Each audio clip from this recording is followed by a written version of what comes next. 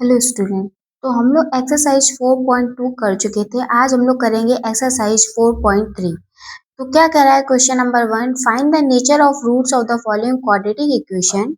If the real roots exist find them. ठीक है। तो हम लोगों ने इंट्रोडक्शन पार्ट में किसकी बात करी थी? नेचर ऑफ रूट्स की बात करी थी। तो आइए एक बार और इसको रिवाइज कर लेते हैं कि नेचर ऑफ रूट्स क्या है। देखिए, हमने क्या बोला था कि हम लोग क्या करते हैं, नेचर ऑफ रूट फाइंड करने के लिए डिस्क्रिमिनेंट फाइंड करते हैं। क्या फाइंड करते हैं? डिस्क्रिमिनेंट फाइंड करते हैं, जिसको कैपिटल डी से डिनोट करते हैं। ठीक है। तो ये जो वैल्यू होती है इसको किसके बराबर मानते हैं? कैपिटल डी के बराबर मानते हैं। तो जब B square minus four A C greater than zero होता है, यानी कि कैपिटल डी यानी कि डिस्क्रिमिनेंट जब ग्रेटर देन जीरो होता है, तो हमें टू डिस्टिंक्ट रियल रूट मिलते हैं। ठीक है। रियल रूट्स मिलेंगे और दोनों अलग अलग मिलेंगे। फिर B square minus four A C equal to अगर जीरो आ जाए तो टू इक्वल रियल रूट्स मिलेंगे। रूट इक्वल होंगे और रियल रूट्स होंगे। ठीक है। और नो रियल रूट्स कब होते हैं? जब B square minus four A C less than zero हो। लेस देन जीरो यानी कि नेगेटिव हो। तो देखिए, हमने बताया था कि उसने बोला है नो रियल रूट्स। उसने बोला है कि रियल रूट्स नहीं मिलेंगे, लेकिन रूट्स मिलते हैं। ठीक है। वो अलग चीज है कि रियल नहीं मिलेंगे। और ए बी सी हमें कहाँ से मिलेगा? ए बी से हमें given quadratic equation A X square plus B X plus C equal to zero से मिलता है। ठीक है। तो ये किसकी बात हो गई? ये हो गई नेचर ऑफ फ्रूट्स की बात। अब आइए एक्सरसाइज 4.3 करते हैं। तो एक्सरसाइज 4.3 के पहले क्वेश्चन में हमें क्या करना है? पहले तो नेचर ऑफ रूट चेक करना है। उसके बाद अगर रियल रूट एग्जिस्ट करना है तो वो रूट्स भी फाइंड करना है। तो चलिए कर लेते हैं। पहला क्वेश्चन क्या है? Two X square minus three X plus five equal to zero. चलिए, तो पहले इसका नेचर ऑफ रूट्स फाइंड कर लेते हैं। उसके लिए हम लोग क्या फाइंड करते हैं? उसके हम लोग डिस्क्रिमिनेंट यानी कि D equals to B square minus four A C find करते हैं। ठीक है। बी क्या होता है? बी होता है कोफिशिएंट ऑफ एक्स यानी कि माइनस थ्री का स्क्वायर। ठीक है। Minus four. ए क्या होता है? कोफिशिएंट ऑफ एक्स स्क्वायर यानी कि टू। और सी क्या होगा? कांस्टेंट टर्म यानी कि फाइव। ठीक है। तो ये कितना हो जाएगा? नाइन माइनस ये हो जाएगा फोर दूनी फोर टू जा एट और एट फाइव जा 40, है ना। चार दूनी आठ, आठ पन 40। ये कितना हो जाएगा? माइनस का 40। तो ये माइनस का 40 है, तो ये कितना आ जाएगा? अब ये हो जाएगा माइनस का 31। तो डी की वैल्यू कितनी आ गई? माइनस का 31। इसका मतलब क्या है कि डी क्या है? लेस देन जीरो है। और हमने लेस देन जीरो में क्या पढ़ा था? लेस देन जीरो में पढ़ा था नो रियल रूट्स। ठीक है। और उसने बोला था कि अगर रियल रूट्स एग्जिस्ट कर रहे हैं तो फाइंड करना है। तो जब यहाँ पे रियल रूट्स एग्जिस्ट ही नहीं कर रहे हैं तो हमें इसको आगे प्रोसीड करने की जरूरत नहीं है। अब हम इसका करते हैं पार्ट नंबर 2। चलिए, इसका सेकेंड पार्ट क्या कह रहा है? Three X square minus four root three X plus four equal to zero. आइए इसको भी कर ले।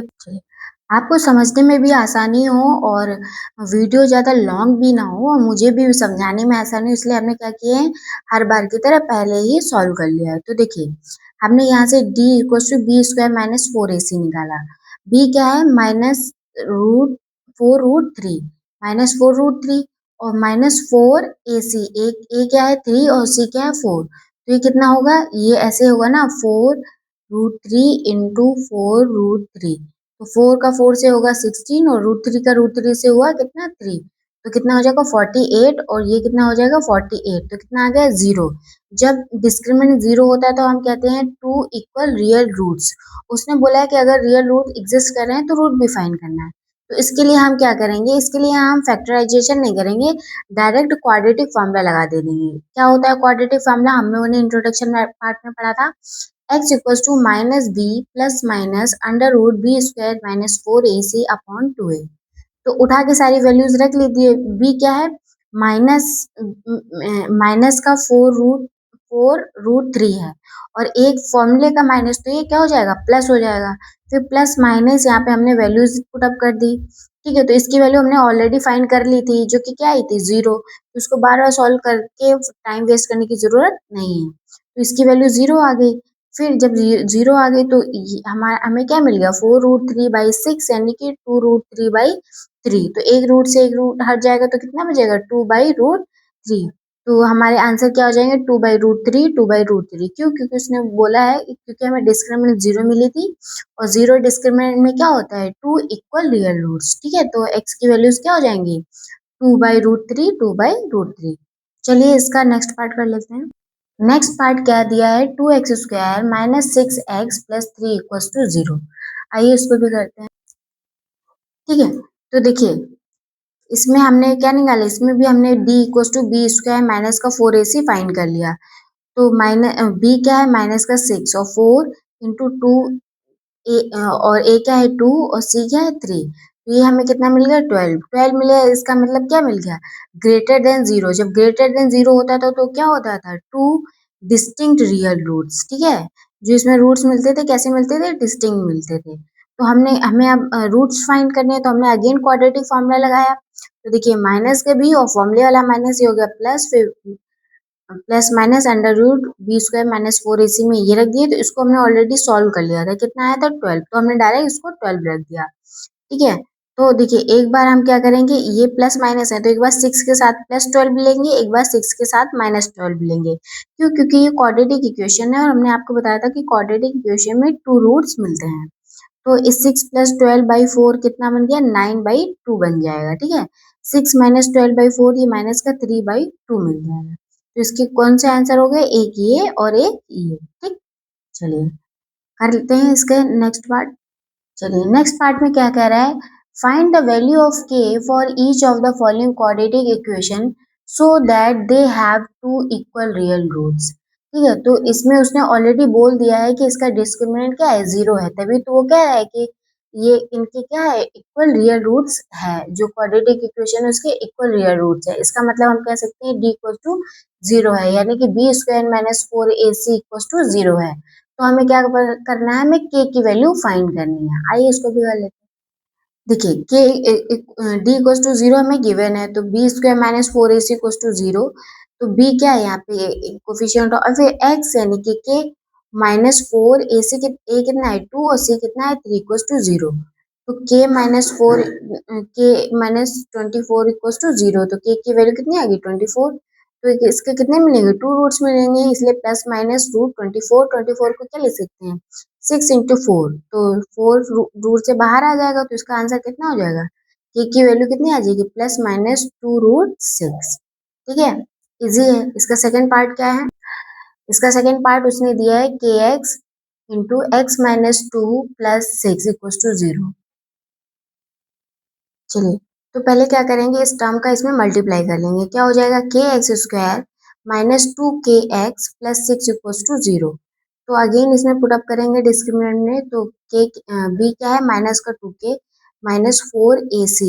a क्या है a है k और c क्या है 6।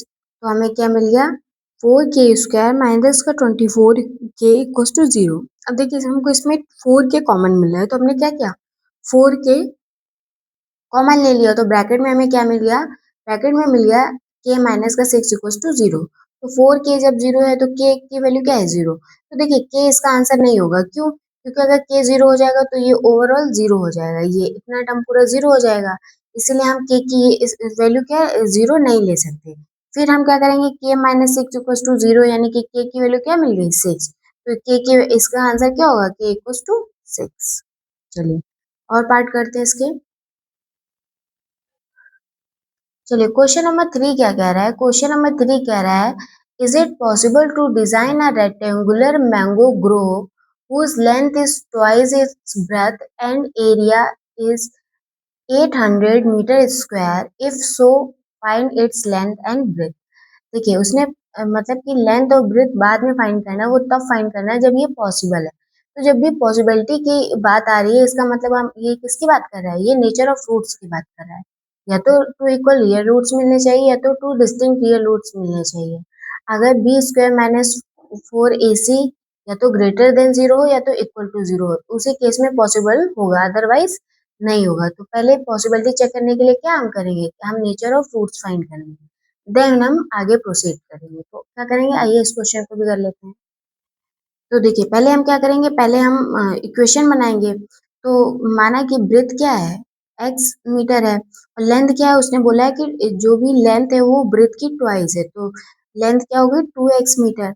फिर area of rectangular mango Grove क्या है, एल इंटू बी होता है, जो कि उसने कितना दिया है 800 मीटर स्क्वायर।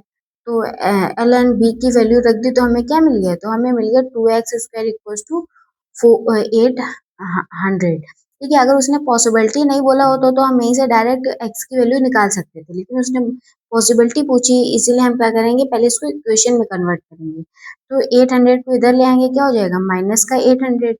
तो अब बी स्क्वायर माइनस 4ac है, रकम में चेक करेंगे तो कितना हो जाएगा 0।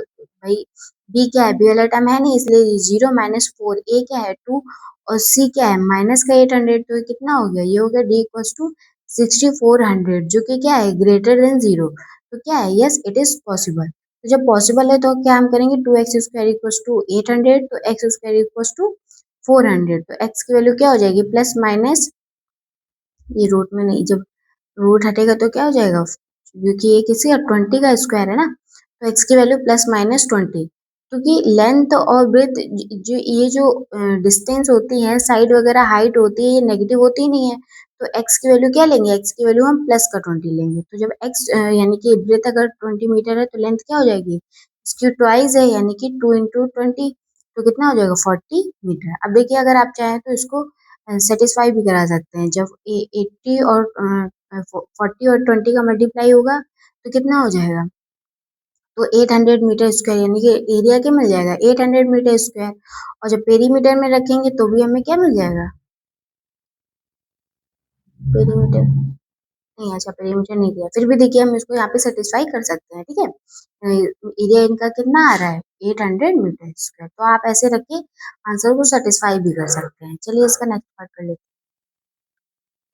चलिए क्वेश्चन नंबर 4 क्या कह रहा है, is the following situation possible, if so determine their present as.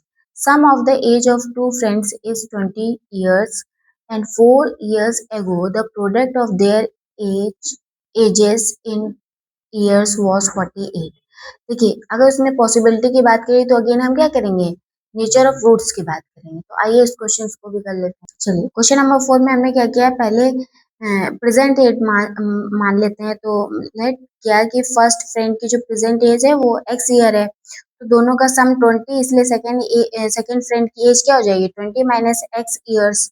फिर 4 years एगो, 4 साल पहले क्या हो जाएगी, उनके दोनों की एज में 4 साल कम होंगे, तो फर्स्ट फ्रेंड की एज क्या होगी x माइनस 4 years, और सेकेंड एज में क्या हो जाएगा 20 माइनस x और माइनस का 4, तो कितना हो जाएगा 16 माइनस का x ईयर्स।